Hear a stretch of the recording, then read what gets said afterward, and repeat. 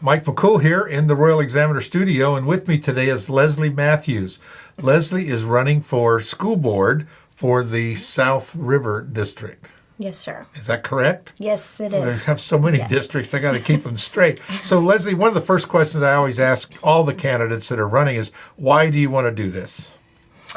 Well, my main reason for stepping up to run for the South River District School Board seat was due to some decisions that were made by our current South River District Representative, Kristen Pence. Now, I'm not speaking ill of her. It's just what is reality. And she had made a couple decisions that have affected students and families in our community. And in particular, there was parents that became very concerned, and I myself became very concerned about these decisions that were made. And it caused us to investigate where we could go with new leadership on our school board. Right. So, what's the next steps? Well, I will explain. I'll just back that up to explain what I just said, if you don't mind. No, that's what we want. Yeah, so people will understand what decisions I'm talking about that was of great concern. Now, back in August of 21, Dr. Pence was one of the 3 school board members who did adopt the model policies that were put forth by our Virginia School Board Association regarding our transgenderism issue that's going on. It's a hot topic. Very hot topic. And it's not so much a hot topic as it is how we as parents view how it's affecting our children. Sure. So anyway, that policy allows young men and women to share bathrooms, locker rooms, and, among other things. And when you have children in the school system, you want to be very, very careful about things like that. So that was one that really stood out that she had voted towards. And in February of 2022, again, Dr. Pence was one of the majority. That was the 4-1 vote to implement the Second Step program. Now, Second Step is the social emotional learning program. It's like one of hundreds out there that school systems can choose from. But what I've done in my investigative work on this is these types of programs are really, they're taking place and putting pressure on our kids through teachers during group discussions that indoctrinate our kids. They're indoctrinating them with values and opinions that differ from what we as their parents are teaching them in their homes. And I'll just explain too that SEL, people don't understand. I've had people say, what do you have against that, Leslie? Well, because I've done further in-depth research on this, SEL addresses 5 competencies, Mike. The 5 competencies are self-awareness, self-management, responsible decision-making, relationship skills, and social awareness. Now, all 5 of those sound like a good thing. Sure. They do. I mean, I'm like, yeah, that sounds great. If somebody were just to tell me these things, I'd say, go for it. Sure. But when you, as a parent, look into this deeper, the problem lies that they're very deceptive. And people don't understand that these skills are being delivered to our children through an equity lens. And it's a viewpoint of someone who believes that America is racist and oppressive. Now, that's where we have our problem. That's where all those 5 things sound good, but then flip into a major problem. So, and because of the focus, that's turned in the past few years, that's shifted, our children's education is not so much on academics anymore, but it's on ideology. Right. You see that a lot. Yes, we're seeing that all across Virginia and America. Yeah.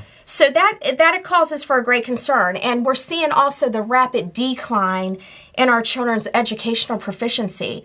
They want to say everything was COVID, which I'm going to say as well. COVID was a big hit on everybody, but they had begun this before. They had started implementing these policies throughout our kids' curriculums. And most parents are hardworking, very busy, and it's not that they don't care for their kids. It's just hard to keep up with everything that's slipping in behind.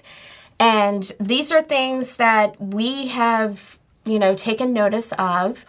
And I'm willing to stand up and do what I can for our community and representing South River on the school board for our children. I don't like the fact that children are being pressured in our schools to tolerate these social issues. They're there to learn to read. They're there to learn to write, do their math, learn their history properly. Those things are what's important. But it's more and more that they're learning more about social issues and accepting things, being pressured to accept things that they shouldn't even be, to me, considering at this moment. But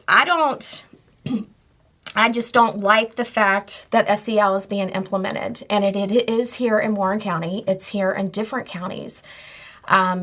Sometimes they disguise it as other words. They sure do. Yes. And they sure do. And I recall, I think it was a couple years back that when the issue came up about SEL, that we as parents were allowed to go into the school. Now, that was for a very short time period. So it wasn't, I appreciated it. But the fact of it was, it didn't give parents much time. It just gave us like a skim through of what was there. You got 20 minutes. Look at this book, right?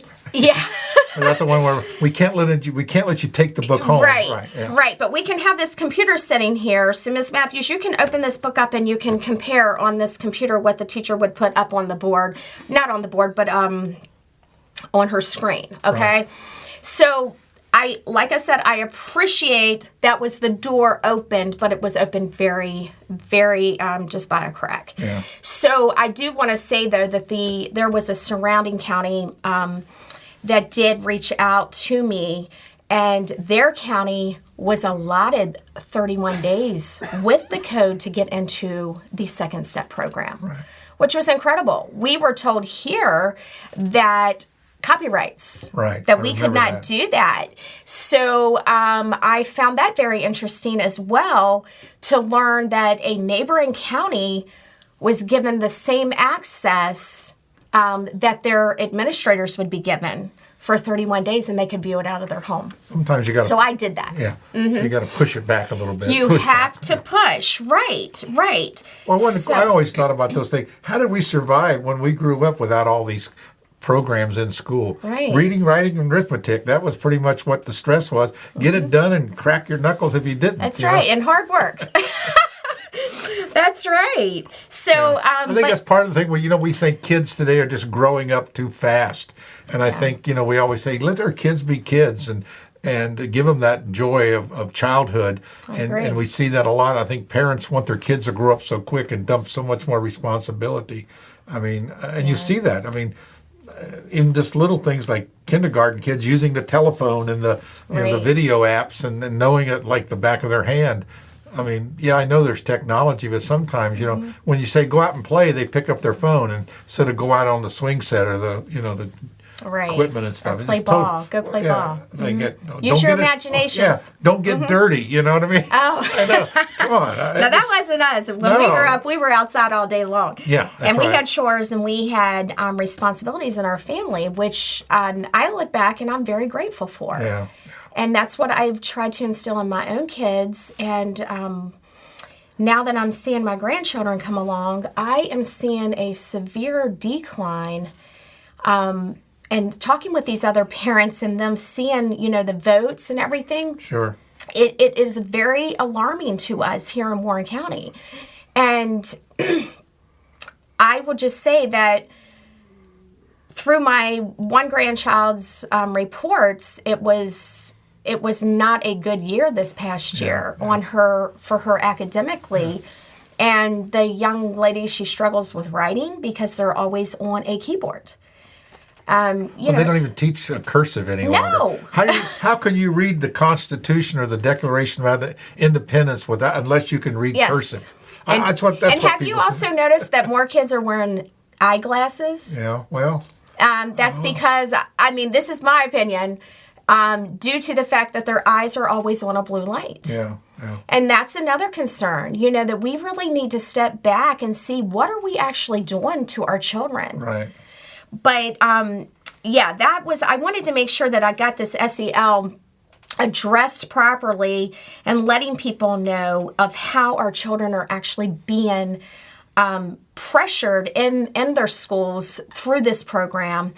And, with these sorts of toleration of all these social ideas, okay? And a lot of kids are feeling that if they don't accept what is being, brought forth in their group discussion, then they're labeled not normal. They're being told, well, you're not going to fit in. You're just an oppressionist person. Sure. You're not accepting anything that we're telling you. Well, how hard is that? Peer pressure is a very hard thing for kids that are growing up, especially through middle and high school. Sure. So I'm not saying that we're not generous people towards different things that are taking place in our society. I'm not saying that at all. But I'm just saying we should not force that in our children's academics. We should not. Can't let the academics suffer. Exactly, because that's what's going to keep America going. Sure. And when we educate our youth properly, then they move on and they take over the generation that once I hit a certain age. Sure. And that's what keeps America thriving, and that's what's important. So I'm just a firm believer in a strong leadership. And I foresee that a new board come in 2024, be very strong, be vocal, and stand up for the values that people really we have here in Warren County. There'll be several new board members.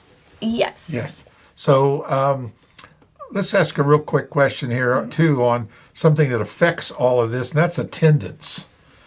I hear rumors that your district has really low attendance at the high school level. And I'm just curious. I'm wondering about, I heard they missed 90-some days of school and they still graduated as a senior. I just thought that was a little strange. I've asked around, and people say, well, there's always these circumstances. But they blame COVID a lot. They're online, they're not online, they're doing this. But attendance is an important part. We do have some truancy officers, but what do you think on an overall general statement about school attendance? Should we enforce it, not enforce it? We don't get our money if we don't come to school, Well, I have been paying attention to that too, because I've seen in the school board meetings that they give out awards to the schools who are pushing attendance, which attendance is very important. I think it's important for our teachers to be there as well as our students to be there. So I'm really, I don't know at this point exactly the road to take on that, but I believe that it all begins with good leadership. I think anything that runs properly and runs where everybody feels a part and we all are aiming for one goal, then things happen. So I believe that it all starts at leadership, not just, promoting an award here or promoting an award there. That's just a little Band-Aid on things. In management, they always say, inspect what you expect. And I see that really lacking in governments all around, that they'll pass this ordinance or a policy and then never really go back and inspect what was it really what is carried it making out? if it's making it happen or working. Yes. That's hard to do because we're so swamped with things, but that's something that maybe something to think about. All our boards and commissions and things, that maybe they should go back and take a look and maybe review these policies and review, okay, we implemented these things, now let's see what the results are. Right. Sometimes we get so worried about the next program that we never go back and see how that really affected us. Did it accomplish what we want? Right. Right. So what are the other things? You got something else? I know you can't be a one-issue candidate. Well, those were my main reasons to be here today, is to introduce myself, to let you guys know why I was running. But yeah, I plan to be back on some other issues to discuss. Good. But I just wanted this to be a time that I just put myself out there for the public to understand why I stepped up. Because I am not a person that just steps up and runs against other people who are already on a board just to have a popularity contest or anything like that. I am a person that truly cares. I care about our children. I care about the youth in this community. And it was those two issues that really did cause me to second think, we need some better leadership, some stronger people who are willing to stand for what, the values of Warren County. The majority of the people here are conservative. I am a conservative. I'm willing to work with everyone when I represent the school board. Right. So although, the school board is, it's a nonpartisan position. Again, I am a conservative, and I was recently endorsed by the Warren County Republican Committee, who they chose me rather than Kristen Pence, who is on our school board at this time, to run this. And that was done through a forum and a vote that was taken after the forum.